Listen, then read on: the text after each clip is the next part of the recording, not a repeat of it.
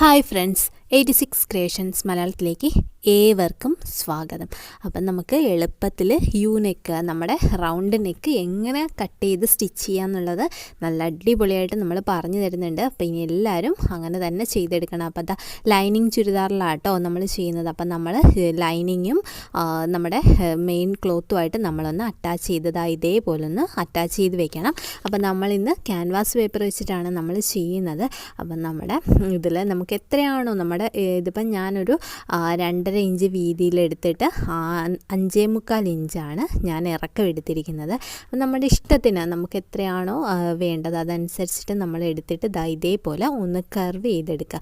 അപ്പോൾ ഇവിടുന്ന് ആ സെൻറ്ററിൽ നിന്ന് നമ്മളൊരു 1/4 ഇഞ്ച് അല്ലെങ്കിൽ 1 ഇഞ്ച് മാർക്ക് ചെയ്തുകൊണ്ട് നമുക്ക് കർവ് ചെയ്യാനായിട്ട് പറ്റും.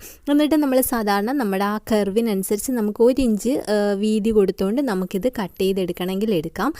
ഇതിപ്പം ഞാൻ ഫ്രണ്ടിൽ നിന്ന് ഉൾവശത്തേക്ക് മടക്കുന്ന രീതിയിലാണ് ഞാനിപ്പോൾ ചെയ്യുന്നത്. അപ്പോൾ നമ്മൾ നല്ല വശത്തേക്ക് മടക്കുന്ന രീതിയിലാണെങ്കിൽ നമുക്ക് അതേപോലെ കട്ട് ചെയ്തെടുക്കാം. അതുകൊണ്ടാണ് ഞാനിത് സ്ക്വയർ പോലെ തന്നെ എടുത്തിരിക്കുന്നത്. എന്നിട്ട് മോൾ വശം കണ്ടല്ലോ, ഞാനൊരു 1/4 ഇഞ്ച് 1/2 ഇഞ്ച് 1/4 ഇഞ്ച് വീതിയിൽ നേരെ ഇത് ഇങ്ങനെ തന്നെ ഇട്ടിട്ടുണ്ട്. അത് ഇടുന്നതിൻ്റെ ഉദ്ദേശം എന്താണെന്ന് വെച്ച് കഴിഞ്ഞാൽ നമ്മുടെ കഴുത്ത് നമ്മളൊരു ക്ലോത്തിനകത്തേക്ക് നമ്മളൊന്ന് തേച്ച് അറ്റാച്ച് ചെയ്യണമല്ലോ. അപ്പോൾ അത് അറ്റാച്ച് ചെയ്യുന്ന സമയത്ത് അത് നെക്ക് മലന്ന് പോവില്ല. അതിന് വേണ്ടിയിട്ടാണ് അതങ്ങനെ വെച്ചിട്ട് നമ്മൾ കട്ട് ചെയ്തെടുക്കുന്നത്.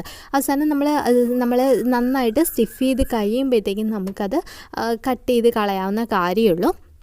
അപ്പോൾ അതിന് വേണ്ടിയിട്ടാണ്. അപ്പോൾ ഇതൊന്ന് ബിഗിനേഴ്സ് ഒന്ന് ശ്രദ്ധിച്ച് കഴിഞ്ഞാൽ, അല്ലെങ്കിൽ നമ്മൾ പിന്നെ അത് വെച്ചിട്ട് തുണിയിൽ വെച്ചിട്ട് നമ്മളത് അളക്കുകയും പിടിക്കുകയൊക്കെ വേണം.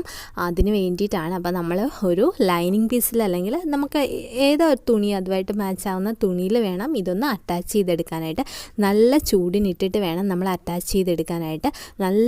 നല്ല ചൂടിൽ അറ്റാച്ച് ചെയ്യുമ്പോഴത്തേക്കാണ് അത് നന്നായിട്ട് പെർഫെക്റ്റായിട്ട് ഒട്ടി വരികയുള്ളൂ. അപ്പോൾ ക്യാൻവാസ് പേപ്പറിൻ്റെ ഒരു സൈഡ് നമുക്കറിയാമല്ലോ ഗ്ലേസിങ് ഉള്ള പൊസിഷനിലാണ് നമ്മളത് അറ്റാച്ച് ചെയ്യുന്നത്. അപ്പോൾ എന്നിട്ട് അതിൻ്റെ സെൻറ്ററും നമ്മുടെ ഈ ഒരു മെയിൻ ക്ലോത്തിൻ്റെ സെൻറ്ററും കറക്റ്റായിട്ട് വരുന്ന രീതിയിൽ നമ്മളൊന്ന് ജോയിൻ ചെയ്ത് കൊടുക്കണം.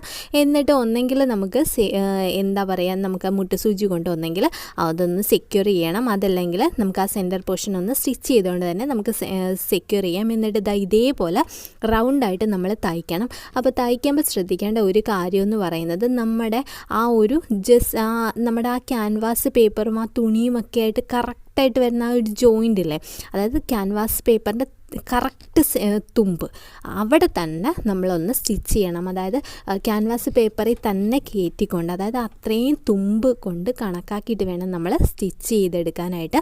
അല്ലെങ്കിൽ കുറച്ച് നാൾ കഴിയുമ്പോഴത്തേക്കും അത് ക്യാൻവാസ് ആ പേപ്പറിൻ്റെ ഇത് മാറുമ്പോഴത്തേക്കും നമ്മൾ അവിടുന്ന് ഉതിർന്നു പോകാനായിട്ട് സാധ്യതയുണ്ട്. അപ്പോൾ പേപ്പറുമായിട്ട്, അതായത് ആ പേപ്പറിൻ്റെ ആ കറക്റ്റ് തുമ്പ് കണക്കാക്കിയിട്ട് വേണം നമ്മൾ സ്റ്റിച്ച് ചെയ്യാനായിട്ട്. എന്നിട്ട് ഈ സൈഡൊക്കെ നമ്മൾ ആദ്യം തന്നെ ഇതിപ്പോൾ ഏത് ഷേപ്പിലാണ്, യു ഷേപ്പിലാണ് വെട്ടുന്നതെങ്കിൽ ആ ഷേപ്പിൽ തന്നെ നമ്മളതൊന്ന് മടക്കി ജസ്റ്റ് ഒരു സ്റ്റിച്ച് കൊടുക്കണം.